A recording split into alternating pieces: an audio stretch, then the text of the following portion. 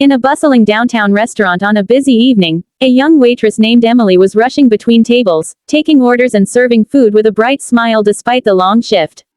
She was only 19, working hard to pay for college, and always polite to every customer. Suddenly, a middle-aged woman named Karen entered with a group of her friends who looked tough and intimidating, like they were ready to cause trouble. Karen was dressed in expensive clothes, demanding the best table immediately, complaining loudly about the wait even though the place was packed. Emily approached them quickly, apologizing for the short delay in offering menus. Karen snapped at her right away, saying the service was terrible and that Emily was too slow. The friends chuckled, egging Karen on as she berated the young girl for no real reason. Emily tried to stay professional, explaining that she was doing her best, but Karen's voice grew louder, attracting attention from other patrons. She accused Emily of being incompetent and threatened to get her fired. The tension built as Karen's friends started joining in, mocking Emily's appearance and her uniform. Emily felt tears welling up but held them back, knowing she needed the job. As the situation escalated, Karen refused to order calmly and instead kept insulting Emily personally, calling her names and saying she didn't belong in such a nice restaurant. The manager noticed the commotion and came over, asking if everything was all right. Karen turned her anger on the manager too, claiming the restaurant was poorly run and that Emily had been rude first, which was a complete lie. Emily stood there quietly, defending herself softly, but Karen interrupted constantly.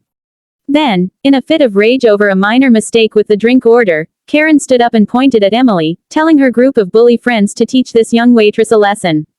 The friends, who seemed like they enjoyed intimidating people, stood up menacingly, cracking their knuckles and moving closer to Emily. The restaurant went silent as customers watched in shock. Emily backed away, terrified, her hands shaking as she held the tray. Karen smirked, encouraging them, saying things like, "Show her who she's messing with," and, "Nobody disrespects me like that." The bullies advanced, one grabbing Emily's arm roughly, while another threatened to make her regret it. Panic spread through the restaurant as people pulled out phones to record. Just as the bullies were about to escalate the attack further, pushing Emily against a table and raising their voices with threats, the door to the restaurant opened again. In walked an older man in a suit, looking distinguished and calm, accompanied by his wife. He had been coming for a quiet dinner after a long day at work. Unbeknownst to everyone, this man was a federal judge named Robert Harlan, known for his strict sense of justice and no-nonsense attitude in the courtroom. He immediately sensed the disturbance and saw the young waitress being cornered by the group. Judge Harlan's eyes narrowed as he observed Karen directing her friends like a ringleader. Without hesitation, he stepped forward, his presence commanding attention.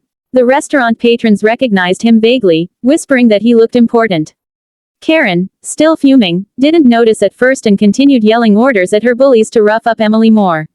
But as Judge Harlan approached the table, clearing his throat loudly, everyone paused. Emily looked up with hope in her eyes, while the bullies hesitated.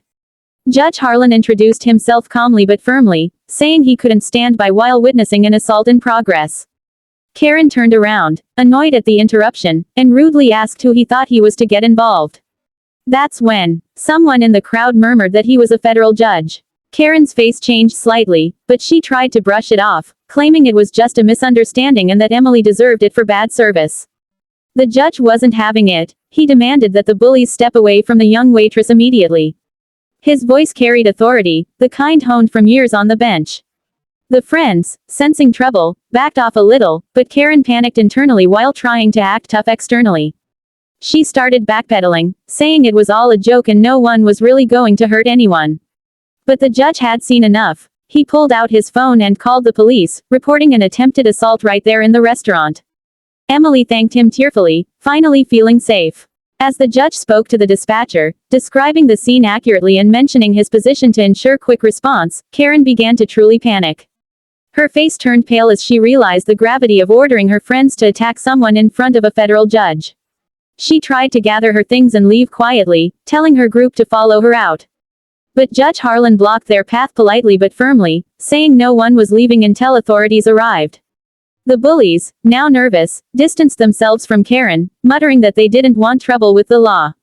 Karen stammered excuses, suddenly becoming overly polite to the judge, apologizing profusely and claiming she was having a bad day. The other customers applauded the judge's intervention, some cheering quietly. Emily composed herself and offered the judge a table, grateful for his help. Sirens could be heard in the distance approaching fast because of the judge's call.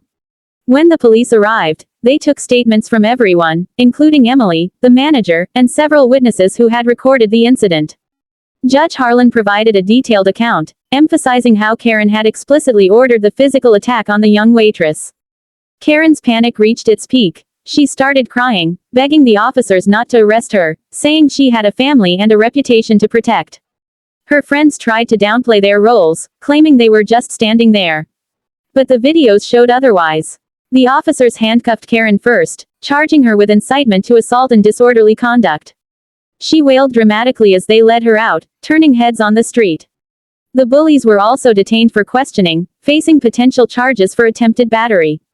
The restaurant erupted in applause as the troublemakers were removed. Back inside, Judge Harlan sat down for his meal, but not before comforting Emily and telling her she handled herself bravely. The manager comped his dinner and thanked him repeatedly for saving the evening and possibly preventing serious harm. News of the incident spread quickly on social media, with videos going viral under titles like the one you mentioned. People praised the judge as a hero for stepping in without fear. Emily got the rest of the night off with pay, and the restaurant owner promised to support her fully. Karen, meanwhile, spent the night in jail, her panic turning to despair as she realized the consequences. The next day, the story made local news, highlighting how an entitled customer escalated to criminal behavior and got instant karma when a federal judge intervened. Karen's identity was revealed, and she faced backlash online, with many calling her the ultimate Karen. Her friends distanced themselves, not wanting to be associated. The judge gave an interview anonymously at first but confirmed his role in ensuring justice was served promptly. In court later, Karen appeared before a different judge, humiliated and remorseful in appearance only. She pleaded guilty to reduced charges, receiving community service and anger management classes. Emily testified about the fear she felt, and the original videos were used as evidence. The federal judge's statement carried weight, ensuring a fair outcome. Ultimately, the incident became a lesson in kindness and consequences. Emily continued working, stronger from the experience, and even received tips and support from the community. Karen learned a hard lesson about bullying others, especially ordering attacks, and never acted that way again. The federal judge continued his work, occasionally recognized for his off-duty heroism, reminding everyone that justice can appear when least expected. The restaurant thrived with positive publicity, and the story inspired many to stand up against bullies.